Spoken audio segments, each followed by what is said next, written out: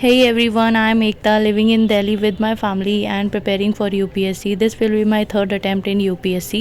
33 days से भी कम time बचा है UPSC prelims को this year and the life is very hectic and I'm managing all of it by doing a lot of things at the same time, but let's hope for the best.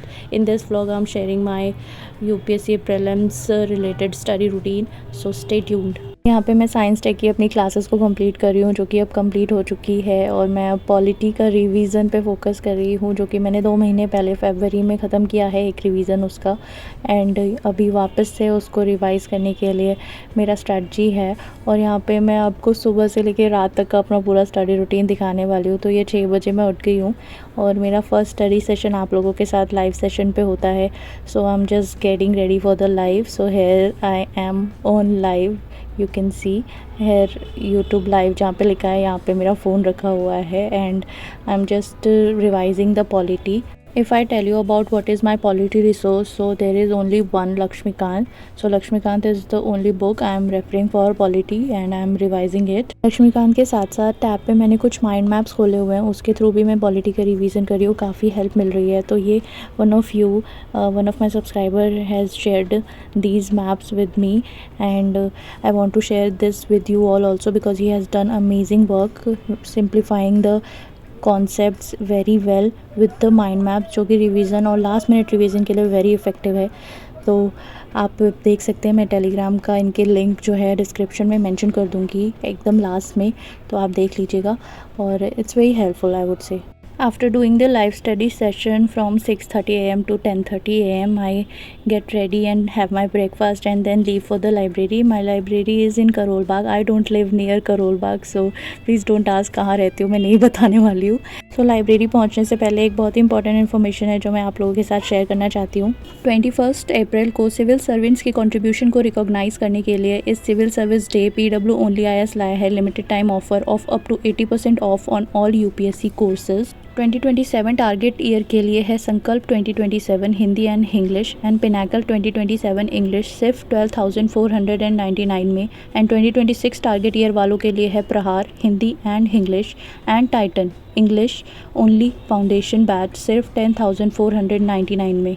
नहीं, अगर आपका इनमें से कोई optional है तो सिर्फ 9,499 में आप इसके लाइव क्लासेस से अपना ऑप्शनल प्रिपेयर कर सकते हैं. और अगर आप एक कॉलेज स्टूडेंट हैं तो आपके इन यूथ ईयर्स को प्रोडक्टिव बनाने के लिए है UPSC प्रारंभ 2028 जो कि एक 3 इयर्स प्रोग्राम है जिसमें UPSC की A to Z प्रिपरेशन के साथ फर्स्ट 2 इयर्स में हार्ड और सॉफ्ट स्किल्स की क्लासेस के थ्रू आपको साइमल्टेनियसली स्किल्स कवरेज भी मिलेगा और इसमें है फ्लैट 53% ऑफ. वहीं अगर अभी क्लास 12th पास किया है आपने तो आप इनके UPSC प्रारंभ के साथ इन डिग्री कोर्सेज़ को भी स्पेशल प्राइसेस पर अवेल कर सकते हैं और अपनी UPSC प्रिपरेशन प्रारंभ से और डिग्री कोर्स मंगलयातन यूनिवर्सिटी से एक साथ कंप्लीट कर सकते हैं. इसके अलावा अगर आप अपना अटैम्प्ट 2027 में टारगेट कर रहे हैं तो इनके 2 ईयर फाउंडेशन कोर्स संकल्प 2027 इंग्लिश बैच के साथ भी ये कुछ डिग्री कोर्सेज़ अवेलेबल हैं जो स्पेशल प्राइसेस पे आप अवेल कर सकते हैं ऑफ़र पीरियड में.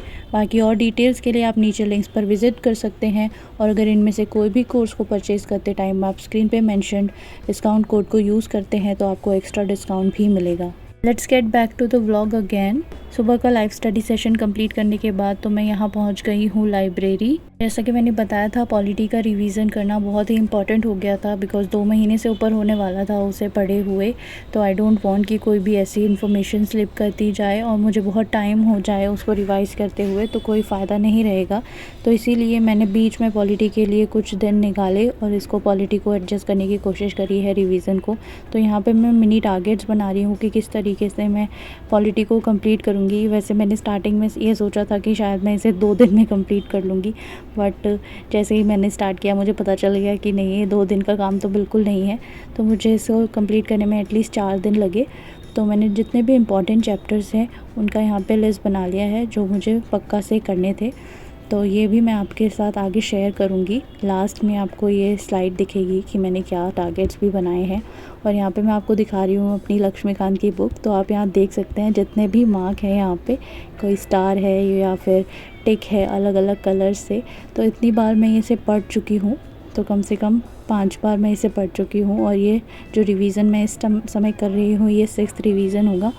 तो यही है, बट यही है कि अब रिवीज़न करना थोड़ा इजी हो जाता है, क्योंकि आप जब इतनी बार पढ़ लेते हैं तो टाइम कम लगता है। जैसे कि मुझे लगा 4 दिन में ही मैंने इसे कंप्लीट किया है पॉलिटी को, और उसमें से भी सिर्फ इम्पॉर्टेंट चैप्टर्स करे हैं, सारे चैप्टर्स नहीं किए। तो जितने भी बिगनर्स देख रहे हैं और इनिशियल प्रिपरेशन में हैं, मैं उनको यही बोलना चाहूँगी कि आपको अननेसेसरी का स्ट्रेस लेने की और एकदम से ओवरबर्डन फील करने की बिल्कुल ज़रूरत नहीं है, बिकॉज़ ये मेरा 6th रिवीजन है। और इस प्रोसेस में, इतनी बार पढ़ने के प्रोसेस में, मैंने बहुत सारा जो टेक्निक यूज़ करी, जैसे कि हाईलाइट करना, मार्क करना और मार्जिन्स पे लिखना इंपॉर्टेंट चीज़ें, कुछ शॉर्ट नोट्स बनाना, जैसे कि कॉन्स्टिट्यूशनल और नॉन कॉन्स्टिट्यूशन बॉडीज़ के जितने भी चैप्टर्स आप लक्ष्मीकांत में देखेंगे तो वो बहुत सारे चैप्टर्स में दिया गया है, वो पूरा 2 पार्ट में दिया हुआ है। तो उसको मैंने एक पेज की टेबल है, वो मुझे इंटरनेट से मिल गई थी कहीं से, तो वो उसको मैंने यूज़ किया, और उसमें जो मेंशन नहीं था कुछ नीति आयोग वगैरह, वो मैंने खुद से ऐड कर लिए। तो मुझे अब सिर्फ वो एक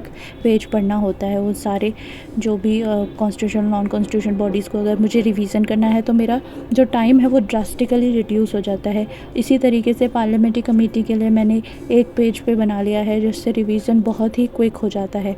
और उसी तरीके से जो भी मैंने हाईलाइट किया हुआ है बुक में, जिस तरीके से हाईलाइट किया हुआ है, उससे मुझे बहुत मदद मिलती है ये पता करने में कि मुझे क्या पोर्शन पढ़ना है, कहाँ इंपॉर्टेंट चीज़ें लिखी हुई हैं और क्या मैं स्किप कर सकती हूँ। बिकॉज़ कई जगह अननेसेसरी भी चीज़ें एक्सप्लेन हैं, जो कि जो बुक बना रहे हैं उनके पर्सपेक्टिव से ठीक है, बट अगर आप एग्ज़ाम पर्सपेक्टिव से जब उसे पढ़ते हैं, रिवीजन करते हैं, तो आप उन चीज़ों को स्किप कर सकते हैं।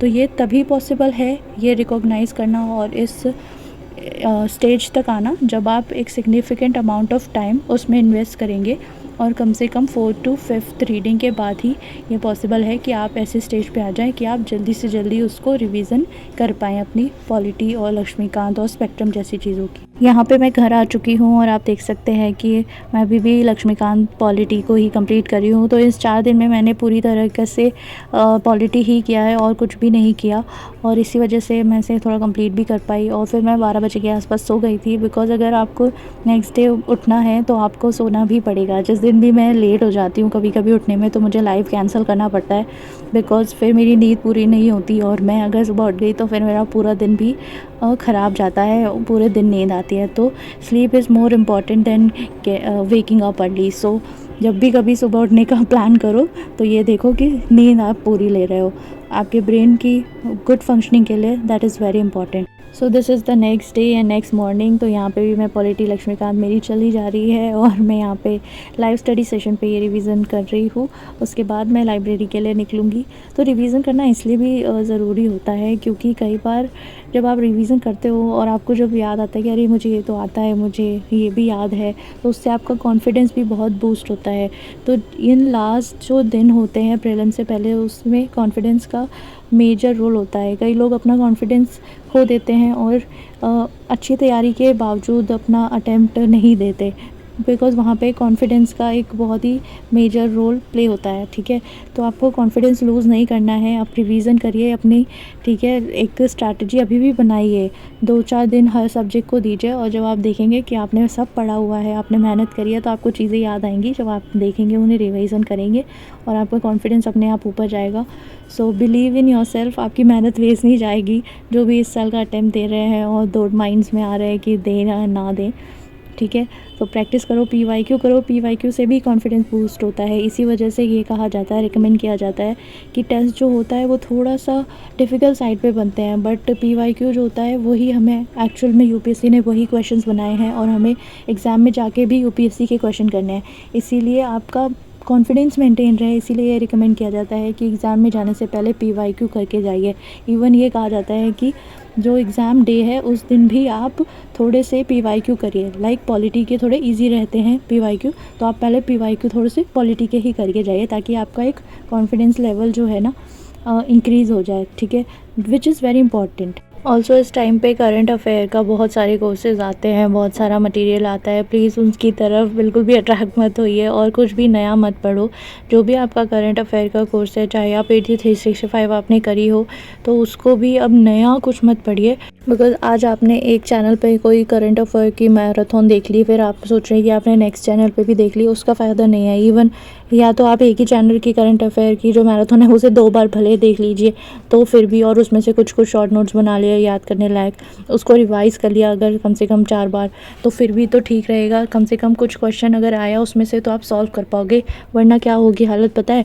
बस दिखेगा कि अच्छा मैं पहचानता हूँ इस करंट अफेयर को, मैंने कहीं देखा है, बस उससे क्वेश्चन सॉल्व नहीं होगा। तो आप अगर ये नहीं करना चाहते अपने साथ, तो जितना पढ़ा है उसी को रिवाइज़ करिए, करंट अफेयर को लेके स्पेशली। और आज एक छोटा सा मोमेंट भी मैं शेयर करना चाहती हूँ आप लोगों के साथ। मेरा यूट्यूब चैनल मोनेटाइज़ हो गया है और ये आप लोगों के वजह से ही मुमकिन हो पाया है। अकेले मैं बिल्कुल भी नहीं कर पाती। आप लोगों ने इतना अनकंडीशनल लव दिया है चैनल को, इतना सपोर्ट किया है through the comments, through the likes, और इतना इंटरेक्ट करते हैं, इतना एंगेज करते हैं। मैं कुछ भी करती हूँ इतना अप्रिशिएट भी करते हो, तो thank you so much for each and everyone जो भी इस चैनल से कनेक्टेड है और किसी ना किसी तरीके से पॉजिटिविटी को फैलाते हैं थ्रू द चैनल, और मेरे तक प्यारे प्यारे मैसेजेस भेजते हैं और सपोर्ट करते हैं। Thank you so much, I am beyond grateful for that. और मैंने इसके रिलेटेड कोई भी पोस्ट शेयर नहीं किया था, because I wanted to thank you इस तरीके से खुद बोल के, बिकॉज़ वो मेरे इमोशंस को उतने अच्छे से एक्सप्रेस नहीं कर पाते। तो again thank you so much. तो ये वही कुछ स्लाइड्स हैं जो मैंने थोड़ी देर पहले आपको बोला था कि मैं लास्ट में दिखाऊंगी। तो ये कुछ टू डू मैंने बनाया हुआ था, जैसे मुझे पॉलिटी स्टार्ट करने से पहले, तो ये मैंने आपके लिए दिखा दिया। और ये मैंने कुछ स्क्रिबल किया था, ऐसे कभी कभी लिख के याद करो तो ज़्यादा जल्दी याद हो जाता है, तो उसी तरीके से। और दूसरा ये कुछ नोट्स मैंने अभी भी बना लिए, ताकि मेरे को ये कुछ चीज़ें जो मुझे याद नहीं हो रही है, मुझे बार बार अभी भी रिवीजन की ज़रूरत रहेगी, तो उसको मैंने यहाँ पर लिख लिया। ये सब मैं व्हाट्सअप चैनल पर शेयर कर दूँगी, तो मैं व्हाट्सअप चैनल आप देख सकते हैं, लिंक मैं डिस्क्रिप्शन में डाल दूँगी। वहाँ पे बहुत सारी ऐसी चीज़ें हैं जो शॉर्ट में दिया हुआ है, आपको काम आएगा, तो it will be good. Thanks again for being part of this journey. ये जर्नी आप लोगों की वजह से और भी ज़्यादा स्पेशल हो गई है। मिलते हैं फिर न्यू व्लॉग में। Till then keep studying.